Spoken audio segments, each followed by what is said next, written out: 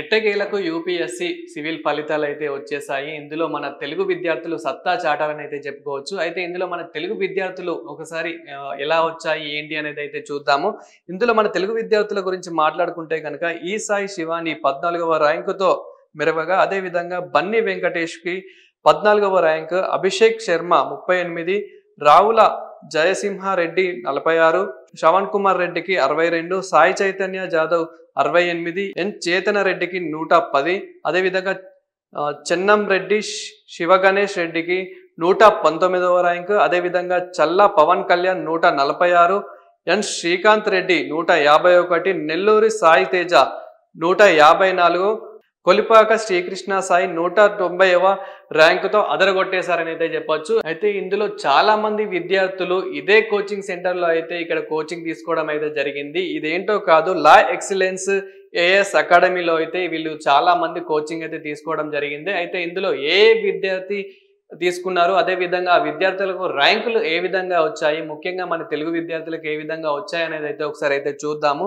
So ఇందులో చూసుకున్నట్లయితే కనుక ఫస్ట్ ఆఫ్ ఆల్ చల్లా పవన్ కళ్యాణ్కి అయితే 146వ ర్యాంక్ అయితే రావడం అయితే జరిగింది. అదేవిధంగా అంజనేయులు 934, అదేవిధంగా శ్రవణ్ కుమార్ టి 745, శ్రీనికేష్ నాయక్ 938, కీర్తిక ఎం 769, వివేక్ 114, అచల్ ఆనంద్ 399, అదేవిధంగా రాహుల్ సి 462, హర్యమన్ యాదవ్ 695.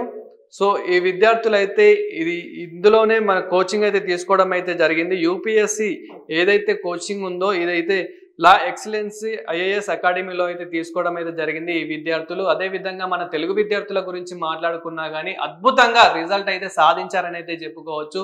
అంటే ఇంత మంచి రిజల్ట్ రావడం కూడా వాళ్ళు ఎంత కష్టపడితే వచ్చిందో అయితే మనమైతే చూస్తూ ఉన్నాము.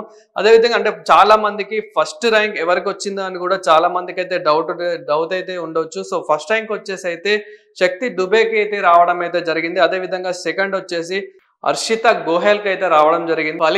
ఈ ఫలితాలు రాకముందు ఎగ్జామ్స్ అయితే 2024 జూన్లో అయితే జరగడం అయితే జరిగింది. సో ఎట్టకేలకి ఈ రోజు మంగళవారం మధ్యాహ్నం అయితే ఈ ఫలితాలు అయితే రావడం అయితే జరిగింది. దీంతో తెలుగు రాష్ట్రాల్లో ఉన్న విద్యార్థులు ఎవరైతే ఉన్నారో వాళ్ళు కూడా చాలా ఆనందిస్తున్నారని అయితే చెప్పొచ్చు. ఎందుకంటే ఊహించిన దానికన్నా ఎక్కువనే మంచి రిజల్ట్ వచ్చిందని చెప్పుకోవచ్చు. అయితే ఇందులో మన తెలుగు విద్యార్థులు ఇంతమంది ఉండడం కూడా మన గర్వకారణం అని అయితే చెప్పుకోవచ్చు. అయితే ఇందులో వాళ్ళు కూడా ఎంతో కష్టపడ్డారు. ఈ సివిల్స్ రిజల్ట్ కోసం కూడా ఎంతో వేచి చూసారు. ఫైనల్ గా రిజల్ట్ అయితే వచ్చేసింది. సో ఇందులో చాలా మంది కూడా ఇదే కన్సల్టెన్సీలో కోచింగ్ అయితే తీసుకోవడం జరిగింది. అదే విధంగా అద్భుతమైన రిజల్ట్ కూడా సాధించడం అయితే జరిగింది.